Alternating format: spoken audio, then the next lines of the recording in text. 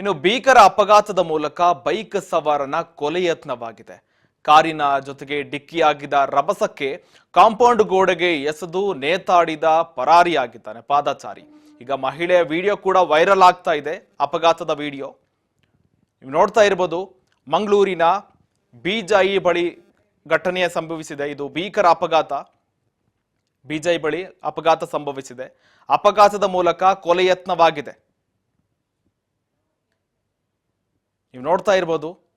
BSNL ಉದ್ಯೋಗಿಯಾಗಿದ್ದ Satish ಎನ್ನುವವರು ಜೊತೆಗೆ KM ಎಂಬುವರಿಗೆ ಸಂಬಂಧಪಟ್ಟಂತ ಮನೆ ನಿವಾಸಿ. ಅಪಘಾತದ ಮೂಲಕ ಕೊಲೆ ಯತ್ನವಾಗಿದೆ. ಜೊತೆಗೆ ಪ್ರವಾಸದಲ್ಲಿರ್ತಕ್ಕಂಥ ಪ್ರವಾಸಿಗರನ್ನು ಡಿಕ್ಕಿಯಾಗಿ ಹೊಡೆದು ಕೊಲೆ ಮಾಡಲು ಯತ್ನ ಪಟ್ಟಿದ್ದಾರೆ. ಈ ಘಟನೆ ಕೂಡ ಮಂಗಳೂರಿನ ಬಿಜೈ ಬಳಿ ನಡೆದಿದೆ. ಸತೀಶ್ ಕುಮಾರ್ KM ಕುಮಾರ್ ಅವರಿಗೆ ಸಂಬಂಧಪಟ್ಟಂತೆ ಜೊತೆಗೆ ಅವರ ಮರಳಿ ಪ್ರಸಾದ್ ಹಾಗೂ ಅವರ ಮನೆಯವರೊಂದಿಗೆ ಮೊದಲಿನಿಂದಲೂ ಕೂಡ ಸದಾಕಾಲ ತಂಟೆ ಏನು ತಕರಾರು ಮಾಡ್ತಾ ಇದ್ರು. ಅವ್ಯಾಚ ಶಬ್ದಗಳಿಂದ ನಿಂದನೆ ಮಾಡ್ತಾ ಇದ್ರು.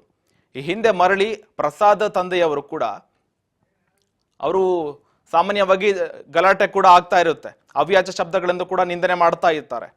ಜೊತೆಗೆ ಇದೇ ಆರೋಪದಿಂದ ಸತೀಶ್ ಕುಮಾರ್ಗೆ KM ಎಂಬಾತ ಕಾರಣವಿಲ್ಲದೆ ಬೈಕ್ನಲ್ಲಿ ಬಂದು ತಾಗಿಸಿಕೊಂಡು ಹೋಗಿ ಅವ್ಯಾಚ ಶಬ್ದಗಳಿಂದ ನಿಂದನೆ ಮಾಡ್ತಾರೆ.